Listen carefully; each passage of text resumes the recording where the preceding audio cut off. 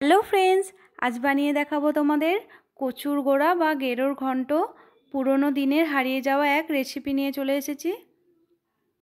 তো প্রথমেই দেখো আমি একটা এরকম গেরো নিয়েছি। এটাকে কিন্তু অনেকে অনেক নাম ধরে ডাকে। গেরোটাকে কিন্তু 2-3 দিন ধরে রোদে শুকিয়ে নিলে বেশি ভালো হয়।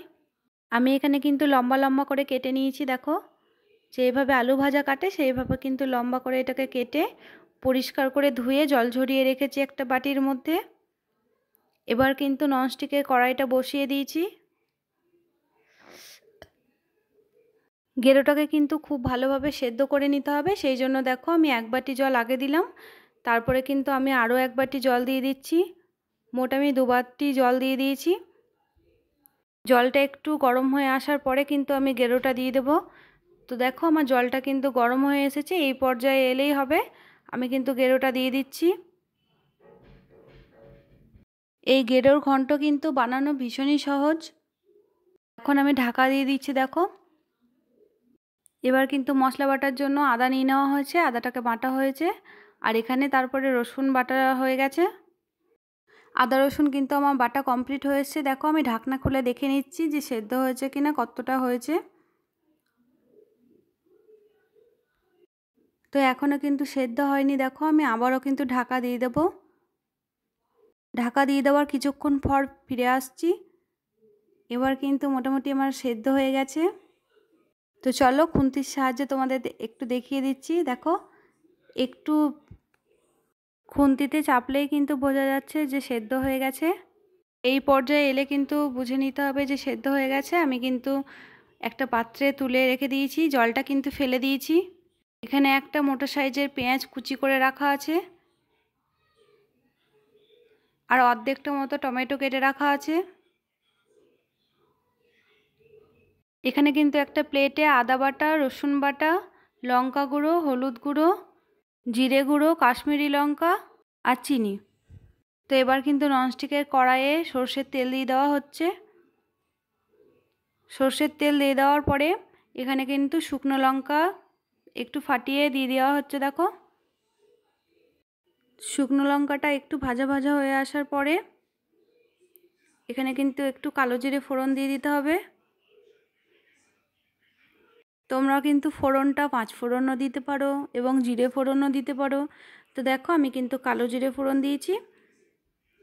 তো আমি কালো জিরে ফোড়নটা আর শুকনো লঙ্কাটা ভালো করে ভেজে নেওয়ার পরে দেখো পেঁয়াজ কুচি করে রেখেছিলাম সেটা দিয়ে দিলাম। তো পেঁয়াজটাকেও আমি দেওয়ার পরে লাল লাল করে ভালো করে ভেজে নেব। পেঁয়াজটাকেও আমি খুন্তির সাহায্যে ভালো করে নেড়ে নিচ্ছি। তো পেঁয়াজের ওপরেই কিন্তু দেখো আমি 1 চামচ মতো লবণ দিয়ে দিচ্ছি স্বাদ মতো। তো পেঁয়াজটা আমার ভালোভাবে ভাজা হয়ে এসছে। এবার কিন্তু পেঁয়াজের ওপরেই অর্ধেকটা টমেটো কেটে রেখেছিলাম, সেই টমেটোটা দিয়ে দিলাম। এবার কিন্তু টমেটোটাও ভালো করে নেড়ে নিচ্ছি পেঁয়াজের সঙ্গে। একটা প্লেটের মধ্যে কিন্তু আমি মশলা রেডি করে রেখেছিলাম এবং তাতে জল দিয়ে ভিজিয়ে রেখেছিলাম। সেই মশলাটা আমি সবটাই দিয়ে দিচ্ছি। দেখো তো মশলাটা দেওয়ার পরে কিন্তু ভালোভাবে কষিয়ে নিতে হবে। এই সময় কিন্তু মিডিয়াম করে দিতে হবে গ্যাসের ফ্লেমটা। খুব ভালোভাবে কিন্তু কষিয়ে নিতে হবে, যতক্ষণ না তেল ছাড়া ছাড়া অবস্থায় আসছে ততক্ষণ অবধি কষিয়ে যেতে হবে। কষার ওপরেই কিন্তু নির্ভর করছে রান্নার টেস্টি। তো মশলা থেকে দেখো তেল ছাড়া ছাড়া হয়ে এসছে, দেখেই বোঝা যাচ্ছে। এবার কিন্তু আমি সেদ্ধ করা গেরোটা দিয়ে দেবো। তো গেরোটা মশলার সঙ্গে দেওয়ার পরেও কিন্তু খুব ভালোভাবে কষিয়ে নিতে হবে। তো গেরোটা আমার দেখো দেওয়া হয়ে গেছে। আমি কিন্তু খুন্তির সাহায্যে খুব ভালোভাবে নেড়ে চেড়ে কষিয়ে নিচ্ছি। এই সময়েও কিন্তু গ্যাসের ফ্লেমটা মিডিয়াম করে দিতে হবে।